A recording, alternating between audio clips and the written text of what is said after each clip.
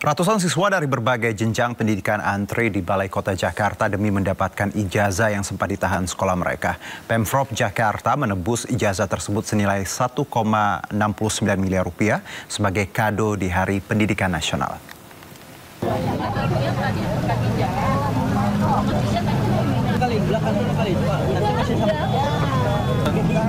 Ratusan siswa dari berbagai jenjang pendidikan di Jakarta ini harus antre hingga berdesakan untuk mendapatkan ijazah yang sempat ditahan sekolah mereka. Pembuktian ijazah ini bertepatan dengan Hari Pendidikan Nasional yang diserahkan secara simbolis oleh Wakil Gubernur Jakarta Rano Karno. Salah satu siswa mengaku senang karena ijazah SD-nya yang sempat tertahan selama 3 tahun karena faktor ekonomi keluarganya akhirnya bisa didapatkan secara gratis. Ada faktor keluarga, masalah keluarga yang nggak bisa diceritain. Artinya belum ini masalah administrasi atau apa? Bisa jadi, bisa dari situ. Ini ijazah apa? SD. SD. Sekarang sekolahnya? Sekarang aku udah persiapan masuk SMA sih. Persiapan gimana, merasa terbantu nggak? Kan untuk persiapan masuk SMA nih. Iya. Gimana, merasa terbantu nggak? Ya alhamdulillah merasa terbantu sih sama program itu. Sebelumnya berapa lama tertahan ijazah? 3 tahun. Pemprov Jakarta menyatakan memberikan bantuan penembusan ijazah kepada 117 siswa dan disusul 371 siswa pada tahap kedua dengan biaya total yang harus dibayarkan mencapai 1,69 miliar rupiah. 488 ijazah itu ditahan pihak sekolah karena faktor ekonomi keluarga para siswa sehingga tak mampu menyelesaikan tunggakan seperti uang SPP dan lainnya. Mudah-mudahan ini akan bisa bermanfaat bagi para siswa yang selama ini ijazahnya tertahan. Tadi saya secara langsung menanyakan kepada mereka, ada yang 3 tahun, ada yang 5 tahun, jumlahnya ada yang 15, ada yang 17 juta. Jadi intinya ijazah ini tidak diambil karena mereka tidak mampu. Ratusan siswa ini juga mengikuti upacara peringatan Hari Pendidikan Nasional dengan Pramono Anung bertindak sebagai pembina upacara. Dari Jakarta, Rani Sanjaya, iNews melaporkan.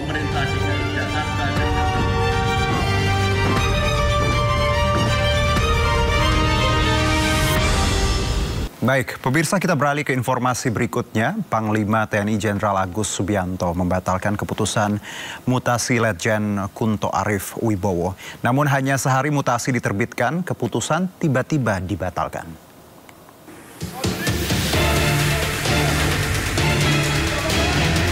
Sebelumnya Panglima Jenderal TNI Agus Subianto rotasi mutasi terhadap 237 perwira tinggi TNI. Letjen Kunto masih memegang jabatan Pangkogap Wilhan I. Dia pun batal digeser menjadi staf khusus Kasat.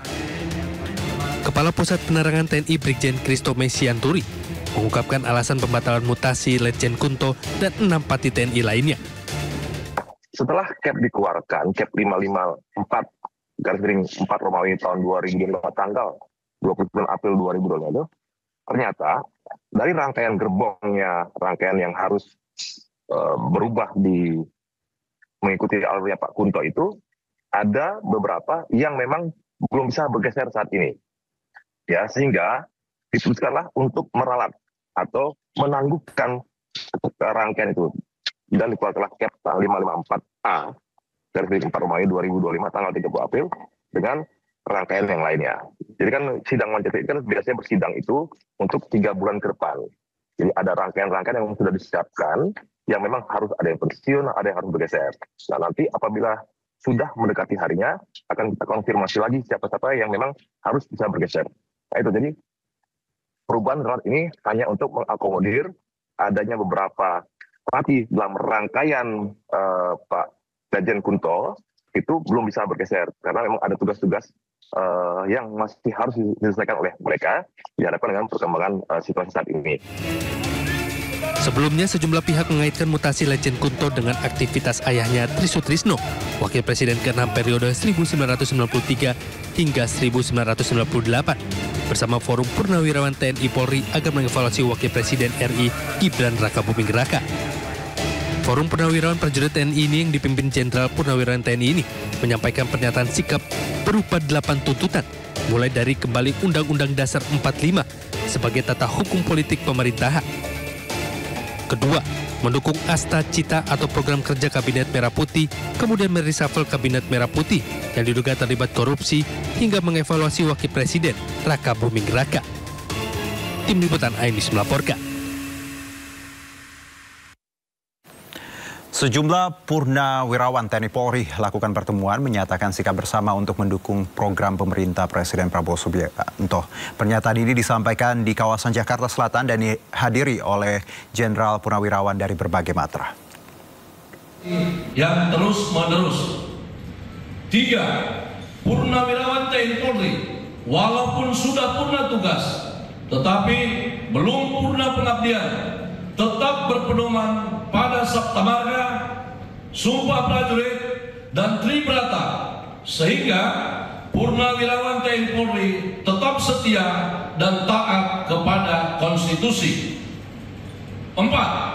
Purnawirawan TNI Polri mendukung sepenuhnya program pemerintah sesuai dengan Asta Cita. 5. Purnawirawan TNI Polri mengajak semua lapisan masyarakat untuk bersama-sama mendukung kelancaran pembangunan nasional.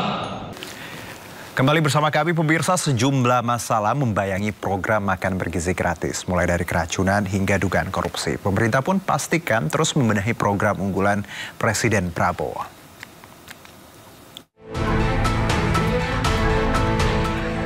Kasus keracunan program makan bergizi gratis terjadi di Madrasah Aliyah Negeri 1, Cianjur, Jawa Barat. Puluhan siswa harus menjalani perawatan intensif di instalasi gawat darurat RSUD Cianjur usai menyantap hidangan makanan bergizi gratis di sekolahnya. Menteri Koordinator Bidang Pemberdayaan Masyarakat Muhaimin Iskandar meminta Menteri Kesehatan menyelidiki penyebab keracunan dalam program makan bergizi gratis. Nah, itu yang harus dicek sumber utamanya ya. Nah, tolong kepada Kementerian Kesehatan mengecek sumber utama keracunan itu, apakah dari dapurnya, apakah dari proses angkutannya, apakah dari tempat lain. Nah, nanti kita tunggu aja investigasinya.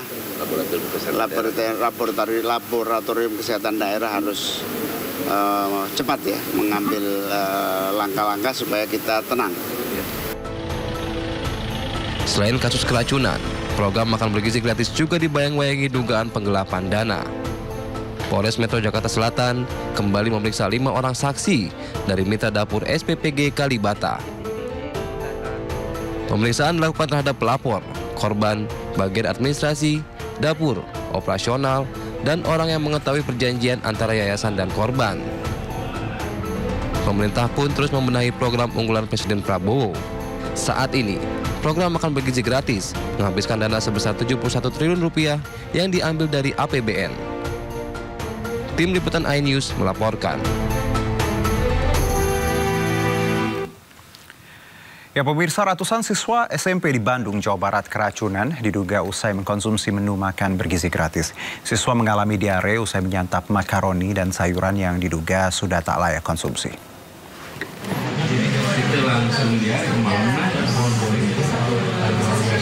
Ratusan siswa SMP Negeri 35 Bandung, Jawa Barat keracunan diduga usai mengkonsumsi menu makan bergizi gratis.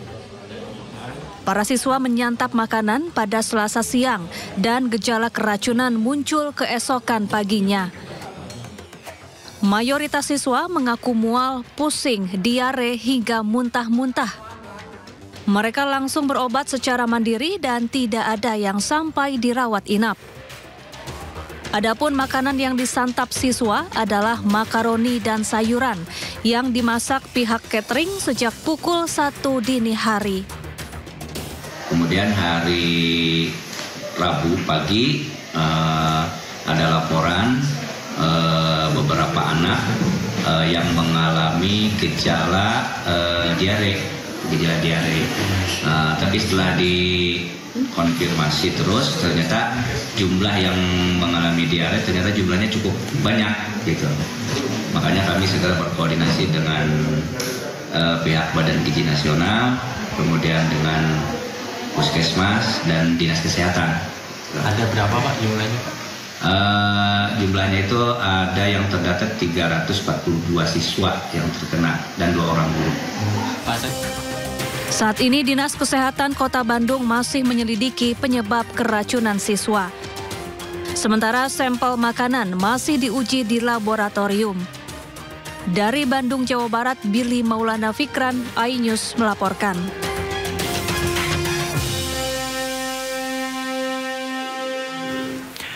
Pemirsa, Badan Gizi Nasional membuat kebijakan baru yang melarang sisa makanan bergizi gratis dibersihkan di sekolah. Sisa makanan harus dibersihkan di Satuan Pemenuhan Pelayanan Gizi atau SPPG untuk mencegah keracunan seperti yang terjadi di Cianjur.